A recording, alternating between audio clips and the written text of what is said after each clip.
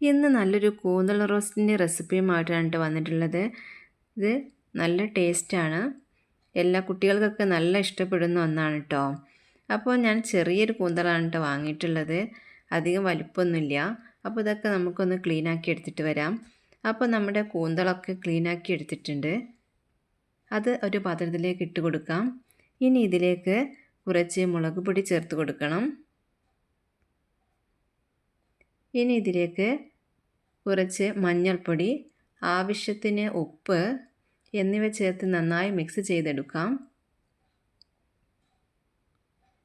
ഇത് റെസ്റ്റ് ചെയ്യാൻ വെക്കേണ്ട ആവശ്യമൊന്നുമില്ല, ഇത് നമുക്ക് ഇപ്പോൾ തന്നെ ഫ്രൈ ചെയ്തെടുക്കണം.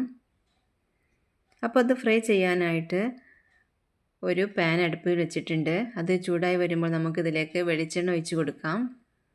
വെളിച്ചെണ്ണ ചൂടായാൽ നമുക്ക് നമ്മുടെ ഈ മസാല തേച്ച് വെച്ചിട്ടുള്ള കൂന്തൽ ഇതിലേക്ക് ഇട്ട് കൊടുക്കാം.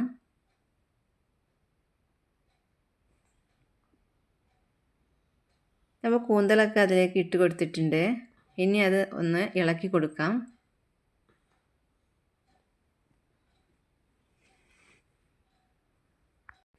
സബ്സ്ക്രൈബ് ചെയ്യാതെ കാണുന്ന ഒരുപാട് പേരുണ്ട്, അപ്പോൾ എല്ലാവരും സബ്സ്ക്രൈബ് ചെയ്യണം, സപ്പോർട്ട് ചെയ്യണം. അപ്പോൾ നമ്മുടെ കൂന്തലിൻ്റെ രണ്ട് ഭാഗവും നന്നായിട്ട് വേവിച്ചെടുക്കണം. അപ്പോൾ നമ്മുടെ കൂന്തലൊക്കെ റെഡി ആയിട്ടുണ്ട്. ഇനി നമ്മൾ ഇതിലേക്ക് തന്നെയാണ് കേട്ടോ വലിയുള്ളി ചേർക്കുന്നത്. അപ്പോൾ കുറച്ച് വലിയുള്ളി ഇതിലേക്ക് ഇട്ട് കൊടുക്കാം. അതോടൊപ്പം തന്നെ കുറച്ച് തക്കാളി അരിഞ്ഞതും ഇഞ്ചി വെളുത്തുള്ളി പേസ്റ്റ് എന്നിവയും ചേർത്ത് നന്നായിട്ട് ഇളക്കി കൊടുക്കാം.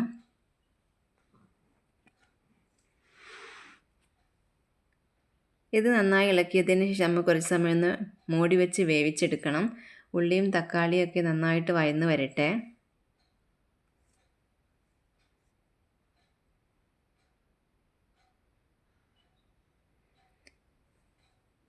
ഇനി ഇതിലേക്ക് കുറച്ച് ഉപ്പ് ചേർക്കണം,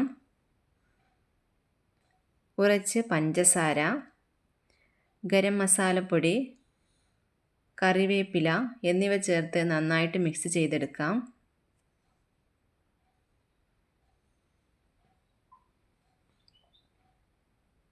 ഇപ്പോൾ ഉള്ളിയും തക്കാളിയൊക്കെ കുറേയൊക്കെ വഴന്ന് വന്നിട്ടുണ്ട്.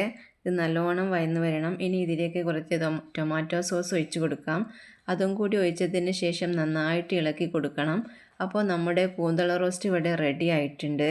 അപ്പോൾ എല്ലാവരും ഉണ്ടാക്കി നോക്കണം. അപ്പോൾ അടുത്ത വീഡിയോയുമായിട്ട് വരാം.